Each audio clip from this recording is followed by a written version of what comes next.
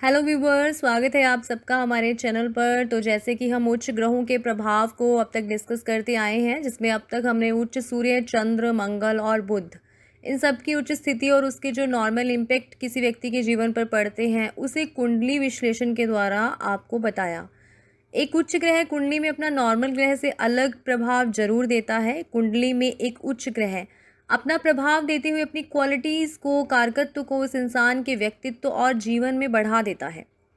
पर उच्च ग्रह का फल व्यक्ति को शुभ मिलेगा या अशुभ, ये उच्च ग्रह की प्लेसमेंट यानी वो लग्न के अकॉर्डिंग उसकी कारकता और मारकता, भाव, स्थिति, इन सबको देखकर समझा जाता है।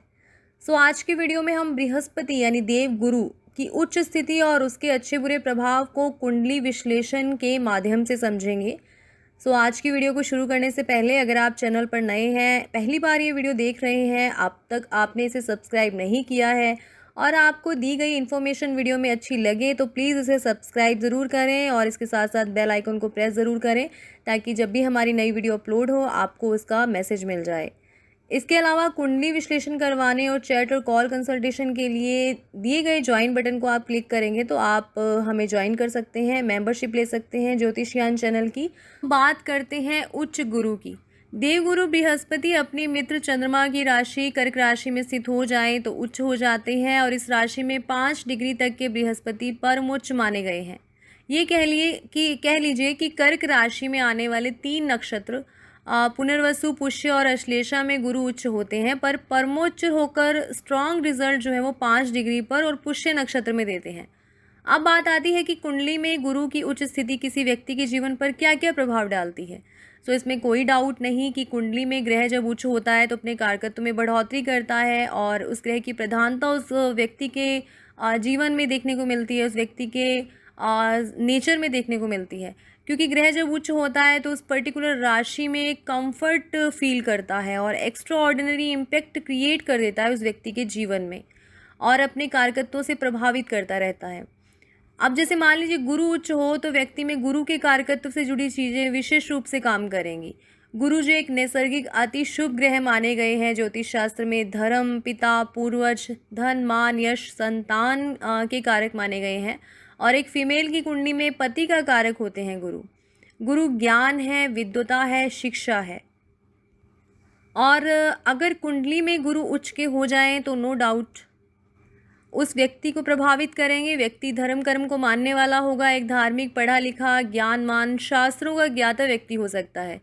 ऐसा व्यक्ति जिसका गुरु उच्च हो एक फिलॉसफर टाइप का इंसान होता है, अपने वैल्यूज़ में बिलीव करने वाला, आदर्शवादी टाइप का इंसान होता है, अपने परिवार से मिले हुए संस्कारों पर चलने वाला ऐसा व्यक्ति होता है। उच्च गुरु जिसका भी होता है वो ज़्यादातर व्यक्ति टीचिंग, कंसल्टेंसी, फाइनेंस, मैनेजमेंट, इन सब से जुड़ा हो सकता है।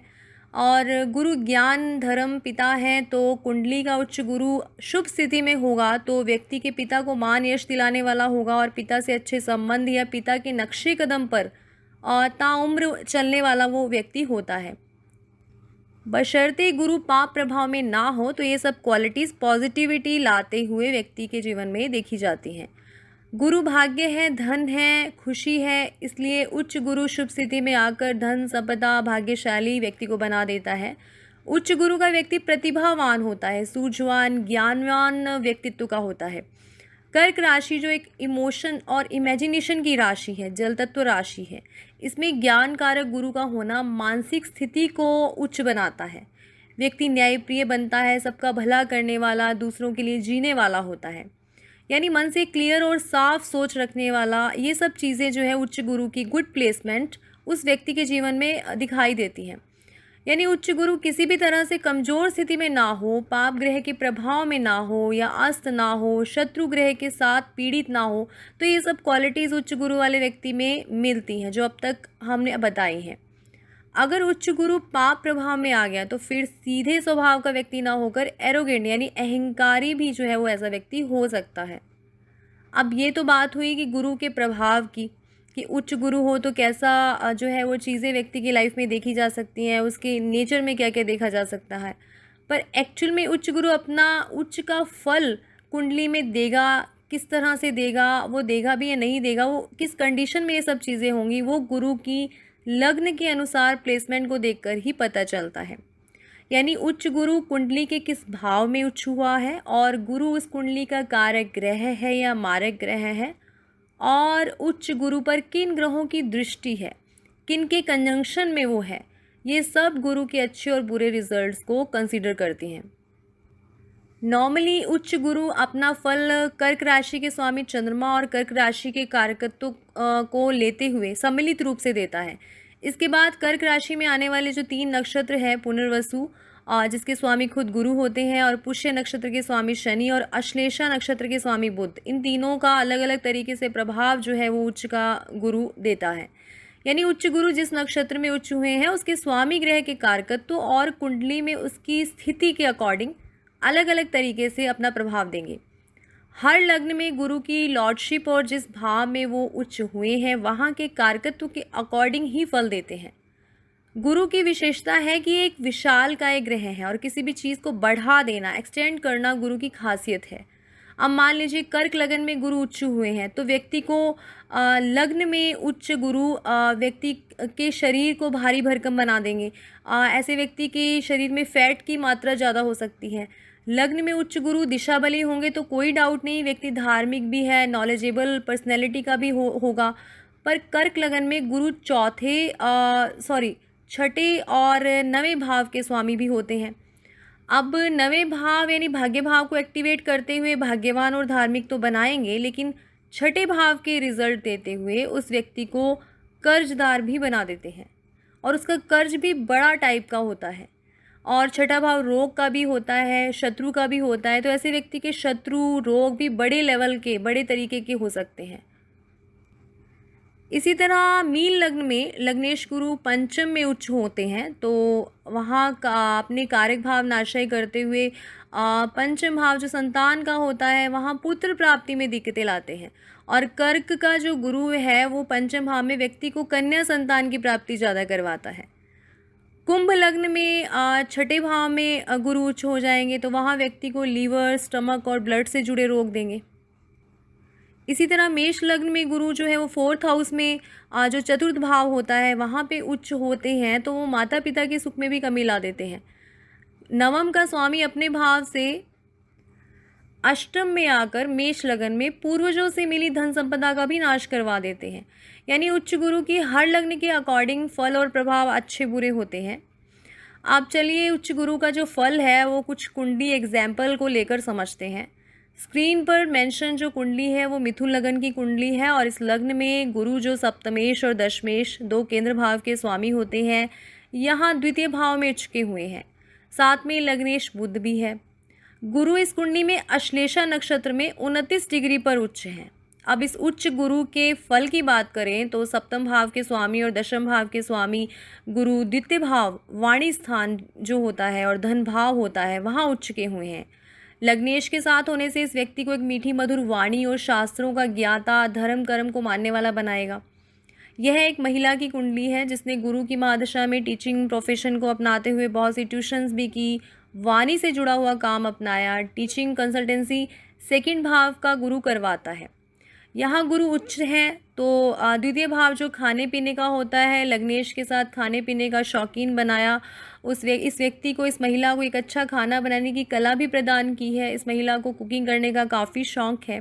नए नए पकवान बहुत अच्छे से सीखना और बनाना और उसका ज्ञान रखना इस महिला को उच्च गुरु ने दिया।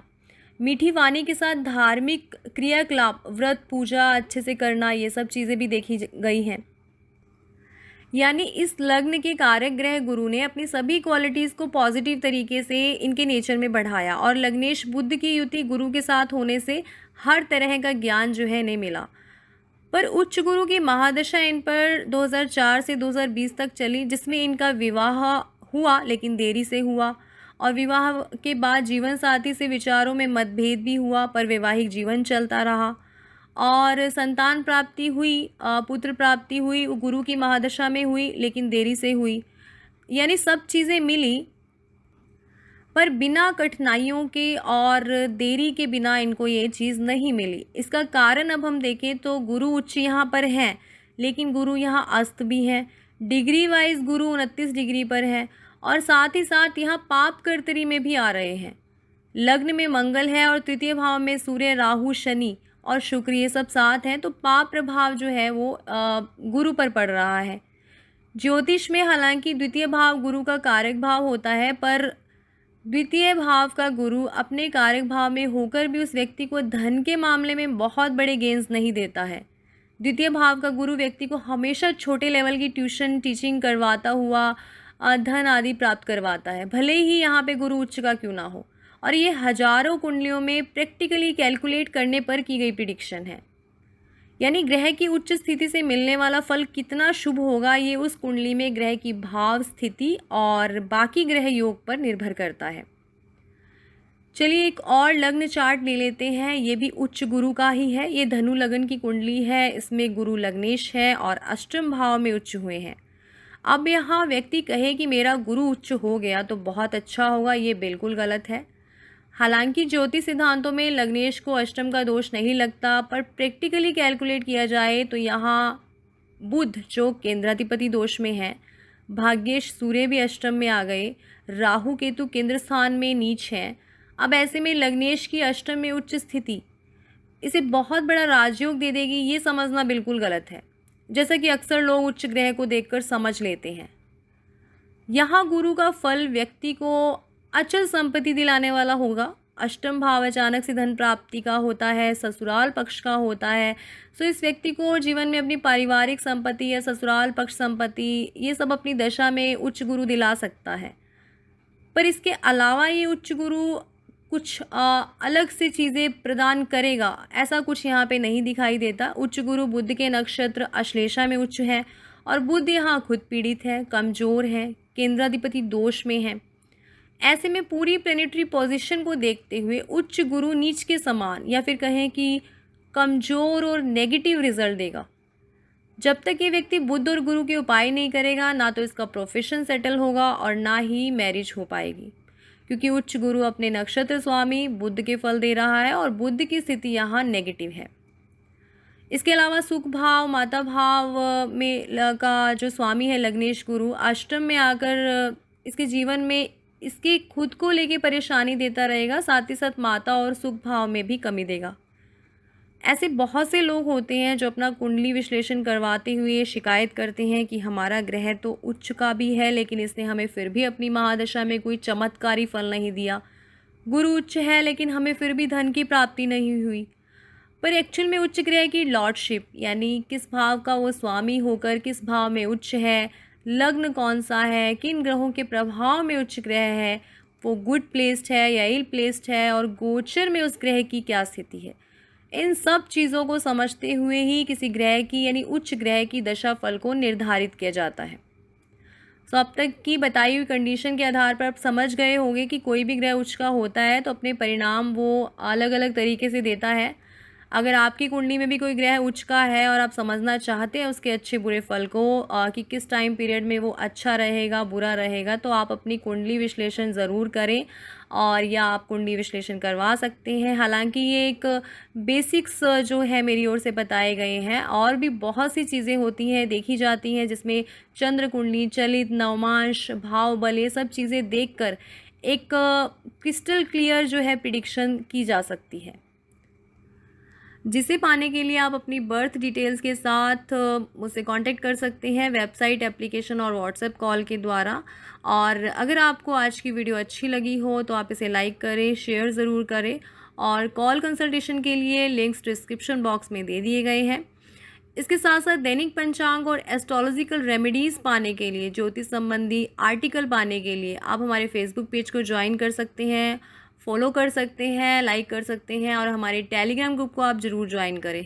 वहाँ पे नवग्रहों से जुड़ी जानकारी प्रतिदिन मिलती रहेगी आपको, और ये सारे लिंक्स आपको डिस्क्रिप्शन बॉक्स में मिल जाएंगे। सो इसी तरह के कुछ और इन्फॉर्मेटिव टॉपिक के साथ मिलते हैं अपनी नेक्स्ट वीडियो में। धन्यवाद।